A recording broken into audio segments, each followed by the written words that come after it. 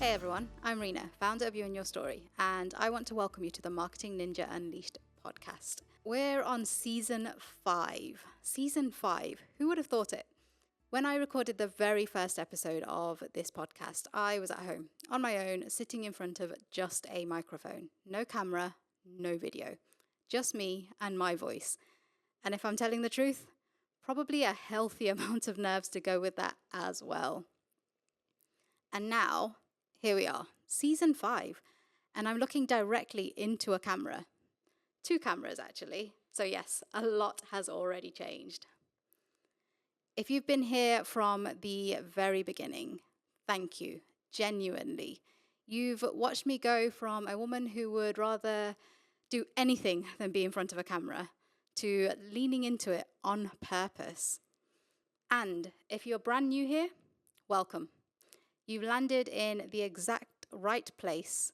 This is a podcast all about real marketing. And you'll hear all about strategies, stories, and honest insights that will actually help you grow your business. Now, I want to tell you a little about season 5 because it looks a little bit different. You'll know from previous seasons that I have had guests on previously. And some of the best conversations that have come out of those episodes have actually been some of my favorites. So this season, I'm going even further because there's something really powerful about hearing somebody else's story in their own words. This season, I've got 5 guests lined up. 5 brilliant people who are going to be sitting opposite me, talking to me about their stories, their businesses, and what they've learned along the way. In between those episodes, you'll get me, going deep into marketing topics that I think every marketer, every business owner really needs to know. Season 5 is actually the most ambitious season to date. It's the most ambitious one that I've put together, and I cannot wait for you to hear it, but also see it. Now, before we get into season 5, we've got a packed episode today. I'm going to be talking about why going visual is terrifying, but why I'm doing it anyway. I'm going to be talking about the difference between branding, brand strategy, and marketing strategy, and why finding your most profitable customer is actually really, really important. So let's get started. So let's talk about this camera because I need to be completely honest with you. This is nerve-wracking, even now. I've talked in the past about me being an introvert, about being that girl that got fired when she was 16 for being too shy and too quiet and not really engaging with customers.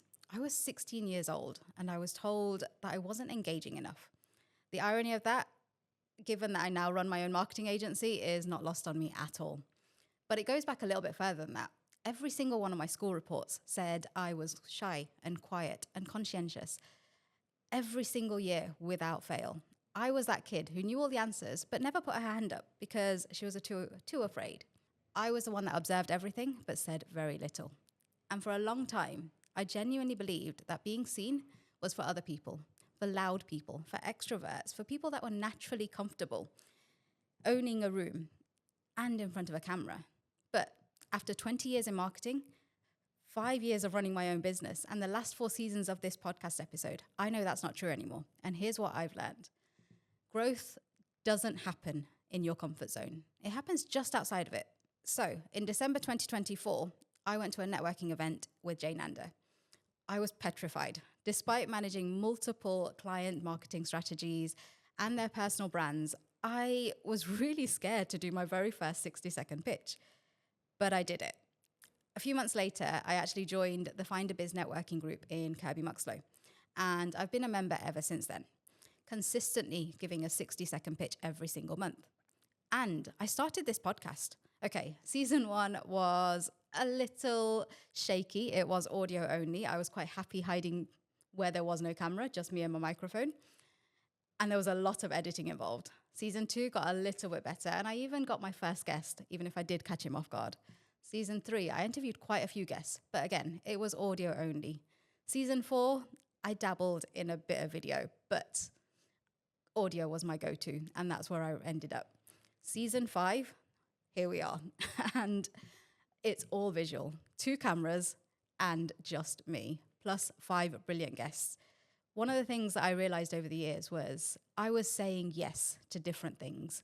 I said yes to being interviewed in a field with hundreds of people walking past for a podcast. The old me would have run at the thought of that. So the new me is saying yes to these things.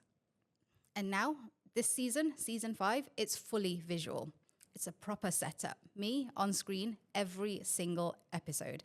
And not just me, because having 5 guests this season means that I have to get comfortable with the fact that people are watching me interview, watching me present. And that is nerve-wracking in itself. There's actually nowhere to hide.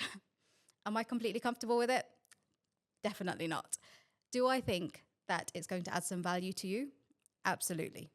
I keep coming back to something that I've always believed in. If showing up, even imperfectly, helps just one business owner or one marketer see things a little bit differently, then it's 100% worth it. So here we are, cameras on, nowhere to hide, nerves definitely still there, but hey, let's go. I want to start by clearing something up that I see causing confusion all the time for businesses of all different types of sizes: branding, brand strategy, and marketing strategy. People use these terms interchangeably, and they're not the same thing. But if you're treating them in the same way, it could be the reason that your marketing feels like it's not quite landing, even when you're putting all of the effort in. Branding is your visible layer. It's what people see: your colors, your fonts, your logo, the look and feel of your website, the visual identity that represents your business. It's important, it matters, but it's surface level. Think of it like choosing an outfit. It communicates something about you, but it doesn't tell you where you're going or why. Brand strategy, the foundation underneath. Brand strategy is the thinking underneath the branding. It's the plan behind how people experience your brand. It answers all the big questions. Who are you for? What do you stand for? What makes you the best choice over everybody else? How do you want people to feel when they actually encounter your business? Brand strategy is the reason your content makes sense. It's the reason your website converts. And it's why someone clicks on your ad instead of your competitors, even when your price is a little bit higher.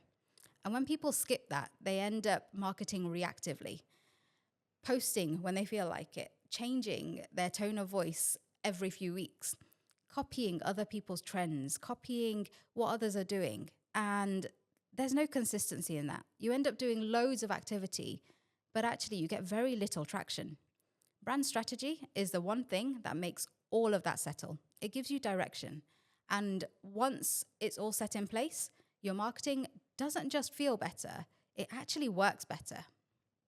And then we get marketing strategy. That's the amplification of everything. Marketing strategy is how you communicate your brand, the channels that you use, the campaigns that you run, the content that you create, the way that you reach your audience and move them from not knowing anything about you to being your most loyal customer.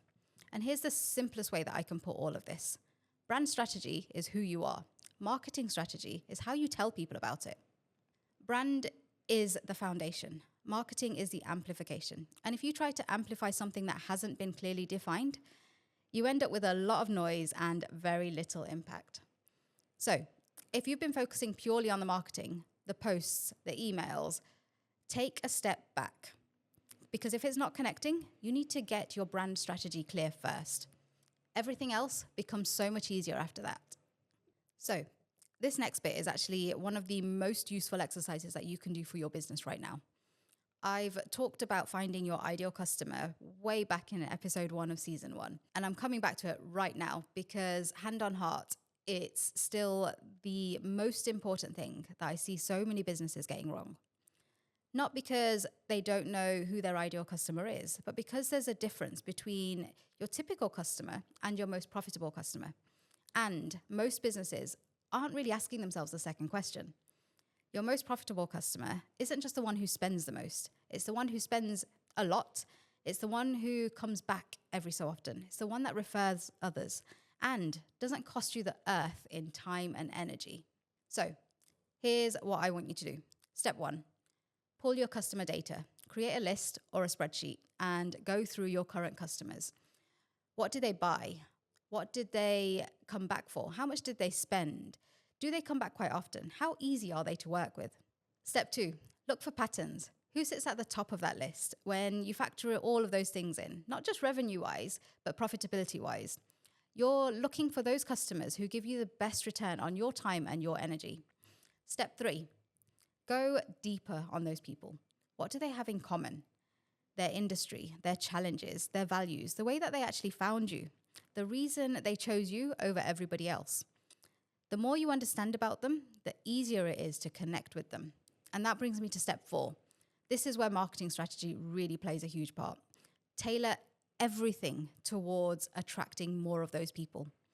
Your messaging, your content, the problems that you're solving for them, and the solutions that you're highlighting to help them fix their problems. Speak directly to the person that you want more of, not vaguely to everyone. Because when you try to appeal to everyone, you end up resonating with absolutely no one. The businesses that grow consistently and sustainably are actually the ones who know exactly who their best customers are and build their entire marketing strategy around attracting more of them. It's all about being completely intentional. So, season 5, cameras rolling, 5 incredible guests, solo episodes in between, and we're absolutely just getting started. Today, we talked about why going fully visual this season is nerve-wracking and why I think it's the exactly right move. We broke down the difference between branding, brand strategy, and marketing strategy because knowing the difference changes everything. And we walked through how to find your most profitable customer and build your marketing around attracting more of those. If any of this has resonated with you, I would genuinely love to hear from you. Drop me a message on LinkedIn or email me at hello@yaystory.com. And if you found this episode useful, please subscribe and share it with someone who really needs to hear it. Genuinely, it helps more people find the show. In the next episode, I will have my very first guest. Trust me, you are not going to want to miss this one. Until then, remember, you and your story is here to make sure your story is the one the world won't forget.